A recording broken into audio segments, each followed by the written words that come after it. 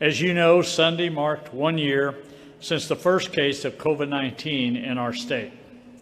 For an entire year, we have worked nonstop to take a balanced approach, fight the virus, and keep Missourians as safe as possible. When COVID-19 hit Missouri, there were no roadmap on how to fight it. But thanks to our balanced approach and the efforts of millions of Missourians, we have made incredible progress in a short amount of time. And the data shows that we are winning this fight. Across the board, numbers continue to trend in the right direction. Missouri is still leading the nation at second lowest of average daily cases. Our 7-day positivity is 4.5, and hospitalizations have dropped below 900. Our healthcare system continues to feel relief as cases rates decline and the vaccine impact kicks in. On the economic front, consumer spending has returned to pre-COVID levels, and the Missouri unemployment rate as of January was 4.3%.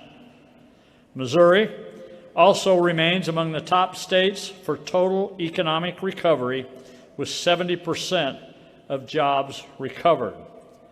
Second in the United States for apprenticeship programs. 11th in the United States for site selections. 5th in the nation for fully in-classroom learning. And we are 10th overall in economic recovery. Missouri is moving forward.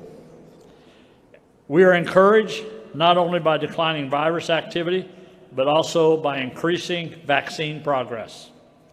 To date, Missouri providers have administered more than 1.6 million total doses of COVID-19 vaccine to Missourians across the state. Nearly 1.1 million, or 17.5% of Missourians, have received an initial vaccine dose, including approximately half of all Missourians aged 65 and older. More than 580,000 Missourians have fully been vaccinated. And these numbers will only continue to increase with the activation of Phase 1B, Tier 3 on Monday.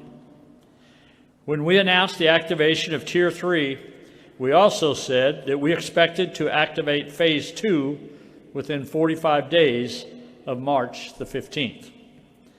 With vaccine supplies continuing to increase each week, we are well ahead of schedule and look to be on track to activate Phase 2 within the next few weeks. As we discussed last week, we're in the process of transitioning mass vaccination teams to accommodate more events in Region A, Kansas City region, Region C, the St. Louis region. Today, we are happy to announce that we have partnered with the Jackson County Health Department, Truman Medical Center, the Chiefs Organization, the Kansas City Area Transportation Authority, County Executive Frank White, and other local leaders and legislators to host a mega vaccination event at Arrowhead Stadium in Kansas City. This will be a 2-day event starting next Friday, March the 19th. 2 National Guard teams will be on the grounds Friday and Saturday from 9 a.m. to 7 p.m. to vaccinate an expected total of 6,000 to 7,000 eligible Missourians. We expect to be able to administer 3,000 of Johnson & Johnson vaccines each day, but this could increase if the state receives additional shipments of the J&J vaccine. This next section, for all of you here, is very important that we get this message out right. So I ask you whatever you can do to help with that. Each and every one of you that are here, I would appreciate it. Names of the eligible Missourians will be chosen from a list of those who have previously signed up to receive the vaccine with the Jackson County Health Department. Those selected will be notified which day and what time they should arrive at Arrowhead for their vaccine. We are working as quickly as supply will allow to meet the higher vaccine demand in our cities, while still keeping vaccine distribution equitable across the state. And as we've discussed before, by April the 1st, we will have doubled our National Guard mass vaccination teams in Region A and tripled them in Region C.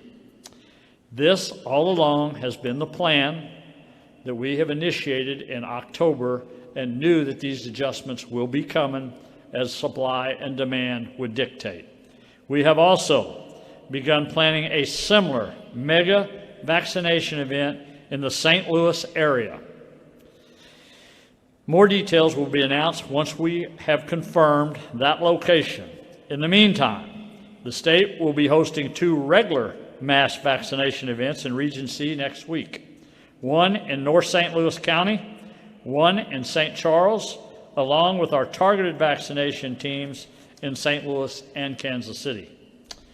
We want to provide every Missourian the opportunity for a vaccine, and while it may take time, we are committed to doing so. Missouri is in a strong position. Each day, thousands of Missourians are getting vaccinated and receiving protection from the virus. Our economy continues to far outperform expectations. There are no state mandates. Counties that have are beginning to lift those restrictions, and more Missourians are returning to work across this state. COVID-19 spread is at one of the lowest levels we've seen since the early days of this pandemic. There is a clear light at the end of this tunnel, and it is only getting brighter for Missouri. Thank you, and God bless.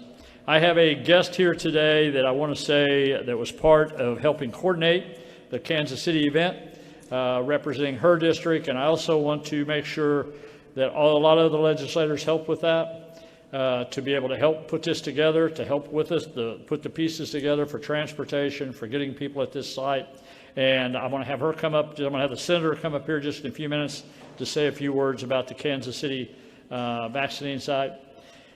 I want to be clear again on the Johnson County list. We know that list probably has somewhere around 50,000 people on this list. What we're trying to do is get these lists cleaned up as much as we can. That also allows more people for them to be able to vaccinate in their terms, but we're just trying to relieve some of the pressure off those lists that they have there. So, Barbara, you want to come up and say a few words?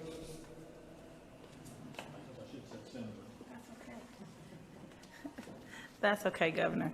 On behalf of the members of the District 9, where I reside in Jackson County, we appreciate this effort to work with the Governor's Office to vaccinate approximately 6,000 to 7,000 of our most needed people. The list actually in Jackson County extends over 100,000 people. So what we have worked to do is that we will make sure that we have partnered with other agencies. So we have our KCATA, which is going to provide free transportation for our most vulnerable, those who are older, over 65 that we haven't gotten yet, those who live in independent living places, and those who are more susceptible to the disease than they are. So we're working with them with the help of the governor and as well as the Urban League that's going to help us reach out to make sure people are making appointments, setting their appointments, and that we're following up to get those appointments. So we definitely appreciate that. We appreciate Dr. Williams as well to working with us. We had a vaccination event last week, but this will help get as many people that want to be vaccinated, get the message out that the vaccines are safe and that they're needed and they're help so that we can all get back to a regular world. Thank you.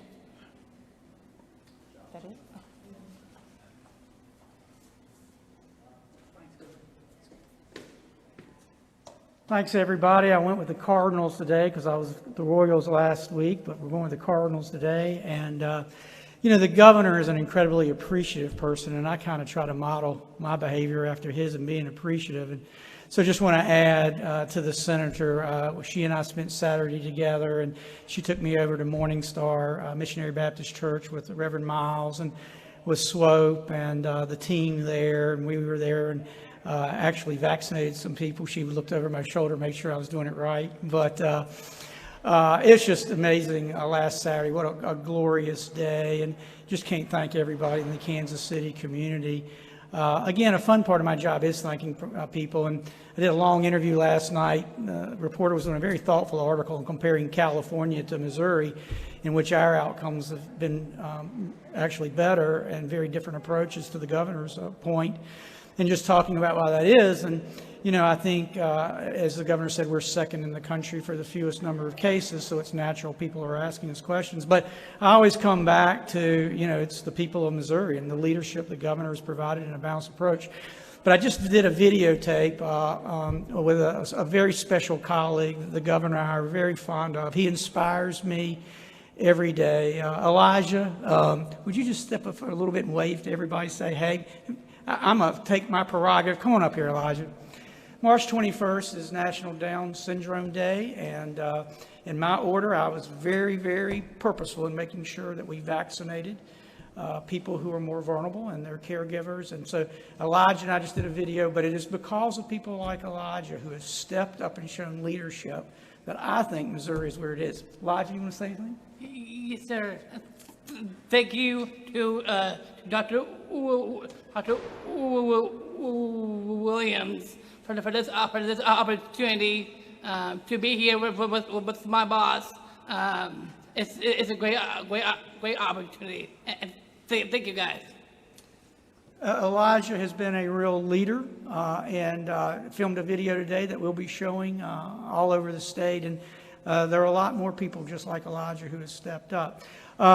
Before I get to questions, we very quickly, I had a great conversation with General Perna yesterday. As the governor said, he mapped out, it's not forward facing yet, but my message to you and my message to everyone is in April there is going to be a much increased pipeline of vaccine, hoping for the best. I guess things could always happen, but he was very purposeful about how he sees that rolling out. And so we're incredibly excited about that. Incredibly excited about the CDC guidelines that came out Monday, giving people who've been vaccinated more ability to do things. And so that's just one more reason we would encourage people to get vaccinated. So Kelly, if you want me to answer any questions? We'll take a few questions.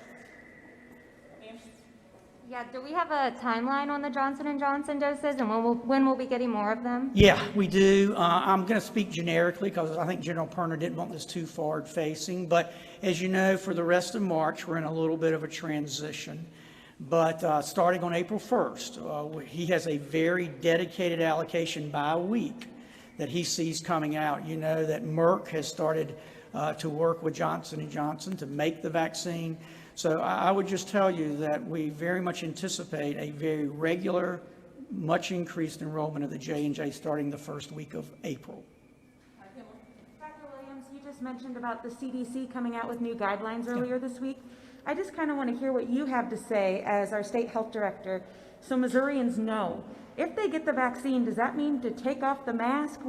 What exactly are you recommending for Missourians after they get the vaccine? Yeah, Emily, thank you so much. And you know, when we say these things, it's all to Missourians. Keep doing what you're doing. That's what has got us to where we are in Missouri. So I don't say that to say stop what you're doing. I say to keep on doing it. But to the governor's point, there's going to be a very natural transition. I mean, we have more than 1 million Missourians who've been vaccinated. We probably have 1 million Missourians at least that have been exposed to COVID.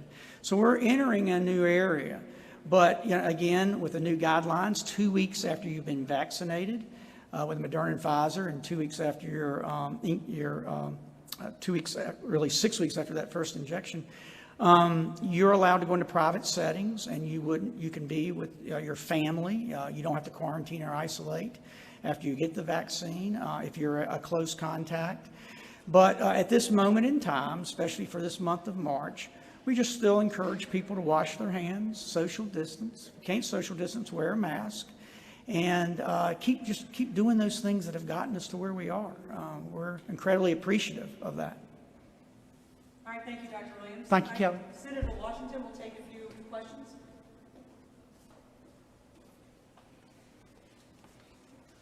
if anybody has questions. Yeah, so just to be totally clear, this is for people whose names are already on Jackson County's list? So we're still encouraging you between now and next week to also still sign up on Jackson County's site, because we do know that there are some priorities, and we are allowed to do priorities legally according to CDC and the federal government. We have worked with the governor's office and KCATA to make sure that we can prioritize those persons who are most vulnerable by either income, poverty levels, or their susceptibility to the disease. So we'll look at the list as we move through this week. We promised the governor, he gave us a directive, myself and those representatives that are in the 9th, as well as Senator Rizzo. So we're going to bring 6,000. He said we got to make sure we have a certain amount of people that we're responsible for making sure we get there. And the way we're going to do that is working with the Urban League and reaching out to those people that are most vulnerable. Hey, Senator, really quick question, and I'm not sure if this is for you or Governor Parson might be able to answer it a little bit better, because I'm sure when people see the news tonight that there's a mega vaccination site in Kansas City, people might think that they should be able to start driving to Kansas City next weekend. Can you talk about how this is really just for the Kansas City area and why it's important that the people sign up on the Vaccinator website? Well, not only is it for the people in Jackson County, period, which encompasses Kansas City, Raytown, Grandview, some other cities, you have to have an appointment. And that's why we're incorporating Dr. Williams's office, the office of Mo Health Net, as well as the Urban League, to actually get the appointment set. So we had a test run last week with a drive-through vaccination. We made sure that everyone had an appointment, and we were very organized with that. We could have hopefully did a few more people, but if you have an appointment, you need to come there. We have a lot of space at Arrowhead so that you can wait around, but we don't have enough space for you just to show up if you don't have an appointment. Can you explain how this is going to work? Are people walking into the stadium, or are they going to be sitting in their cars? Because obviously there's a big parking lot there. Well, we don't like to mess with the champ's house, because we are the champs, regardless of what happened in January. This is all going to be outdoors, so we're going to have tents set up. People will also we'll have a couple of things going on. We'll have people that can drive through and get their vaccinations, and they can go to another part of the parking lot to wait the 15 minutes while we'll have volunteers that'll help with them. Then we'll also have, for our most vulnerable people that are coming in on the bus, with a couple of options. We may give them their vaccination on the bus, have a volunteer with them on the bus to wait the requisite 15 minutes, or we'll have other tents set up where they can get vaccinated in that tent and sit in the tent and wait. I hope I answered your questions. Thank you. Thank you, Senator. All right, Governor Parson. Let me just, and Senator, you did a great job. I'd like to do this every week on that. So you did a good job. Emily, let me get back to your question a little bit. Still a lot of the details are in the planning process, but everything the Senator said was correctly. This list has already been formed in that county. So, but we also, what she said is correct, we want people to sign up, because that's going to vacate 6,000 to 7,000 slots on that list. So we want people to keep signing up for that list to administer that. And it will be on Arrowhead parking lot, so it will not be in the stadium. So we'll be set outside with the guard. And again, we know there'll be bus traffic there. We know there could be other means of people getting there. And we're preparing for that as we speak today and the next week. And I want to thank, again, the Senator and her colleagues up there in Kansas City for really kind of helping with this transportation issue. And I think more importantly, the one thing that's always a concern for me is how are we really reaching these people? And as you guys have asked me questions before, if they don't have the internet, if they don't have an iPhone, how do we get them? That's exactly the plan we're putting in place that the Senator and her colleagues are helping with to make sure we get those people an opportunity to have vaccine on that. All right. Kurt? Hey, are you considering running for the Senate seat being vacated by Senator Blunt? Yeah, I'm considered running home. Is what I am one of these days where I'm going. Look, I've been pretty open about that the entire time. There's going to be plenty of people who want that job. You know, from day one, I'm blessed every day to be the governor of the state of Missouri.